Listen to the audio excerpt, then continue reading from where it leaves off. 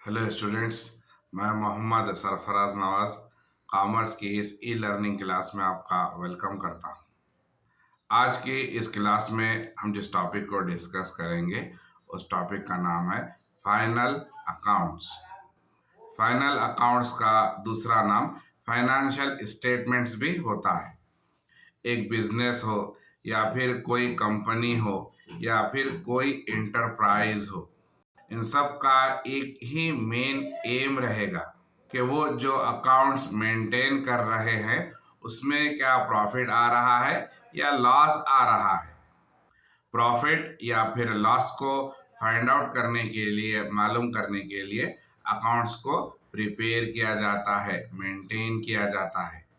Final account एक summary होता है बिजनेस की जो फाइनेंशियल पोजीशन है और बिजनेस का जो परफॉर्मेंस होता है और उसके बारे में जो डिटेल्ड इंफॉर्मेशन होती है, इन सब की एक ऑर्गेनाइज्ड समरी होती है। उसी को हम फाइनल अकाउंट्स कहेंगे, जिसमें बिजनेस के परफॉर्मेंस को देखा जाएगा, जिसको देखने से बिजनेस के फाइनेंशियल पोजीशन का अंदाज़ा लगता है और जो भी डिटेल्ड इंफॉर्मेशन जो बिजनेस के ताल्लुक से होगी वो फाइनल अकाउंट में बयान कर दी जाएगी। फाइनल अकाउंट्स को टू पार्ट्स में डिवाइड किया गया है। फर्स्ट वन है trading and profit and loss account, जिसको इनकम स्टेटमेंट कहते हैं। Trading profit and loss account का दूसरा नाम क्या है? इनकम स्टेटमेंट होता है। एक अकाउंटिंग पीरियड में बिजनेस के क्या ऑपरेशंस हुए हैं, कितने बिजनेस के फाइनेंशियल डीलिंग्स हुए हैं, वो हमको trading profit and loss account में पता चलेगा। और इसका दूसरा पार्ट है बैलेंस शीट, जिसको हम पोजीशन स्टेटमेंट भी कहते हैं। क्या कहते हैं बैलेंस शीट को? बैलेंस शीट का दूसरा नाम फाइनेंशियल पोजीशन स्टेटमेंट होता है, जिसमें हमको एक पर्टिकुलर पॉइंट ऑफ टाइम में बिजनेस के फाइनेंशियल पोजीशन का अंदाज़ा लगता है। और फाइनल अकाउंट्स कैसे बनेगा? फाइनल अकाउंट्स इन दो चीज़ों को लेकर बनेगा। क्या है वो दो चीज़ें?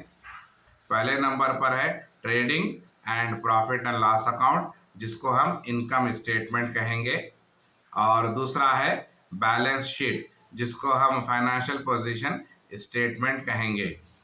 और फाइनल अकाउंट्स हर बिजनेस को, कंपनी को या फिर इंटरप्राइजेस को प्रिपेयर करना होगा, ताकि उनको ये पता लग सके क्या उन्होंने इस साल कितना प्रॉफिट कमाया है या फिर कितना लॉस हुआ है, और at the end of the period में उनके बिजनेस का क्या फाइनेंशियल पोजीशन है।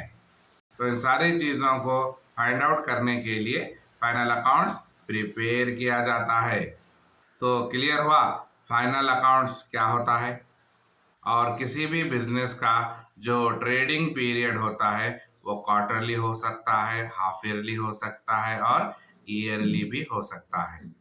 तो बिजनेस यहाँ पर टाइम टू टाइम अपने प्रॉफिट्स जानने की कोशिश करेगा और एक ट्रेडर फाइनल अकाउंट्स की मदद से ये जानने की कोशिश करेगा कि वो कितना प्रॉफिट उसने अर्न किया है या फिर उसको कितना लॉस सस्टेन हुआ है। तो इसके लिए वो फाइनल अकाउंट्स को प्रिपेयर करता है। और प्रिपरेशन ऑफ फाइनल अकाउंट्स ये अकाउंटिंग साइकिल का सबसे लास्ट स्टेज होता है। फाइनल अकाउंट्स को प्रिपेयर करने के मकसद से जितने भी बिजनेस एस्टेब्लिशमेंट्स हैं उनको टू पार्ट्स में डिवाइड किया गया है। फर्स्ट वन है ट्रेडिंग कंसर्न और सेकंड वन है मैन्युफैक्चरिंग कंसर्न। तो यहाँ पर ट्रेड कितने किस्म का हो रहा है? यहाँ पर ट्रेड दो किस्म का हो रहा है। फर्स्ट वन है ट्रेडिंग और दूसरा है मैन्युफैक्चरिंग। ट्रेडिंग कंसर्न या फिर ट्रेडिंग बिजनेस में क्या होता है कि गुड्स का, माल का सेल परचेज किया जाता है और प्रॉफिट कमाया जाता है। और जितने भी ट्रेडिंग कंसर्न्स होते हैं वो मैन्युफैक्चरिंग एक्टिविटी नहीं करते। ट्रेडिंग कंसर्न्स सिर्फ रेडीमेड गुड्स को खरीदेंगे और बेचेंगे और प्रॉफिट कमाएंगे।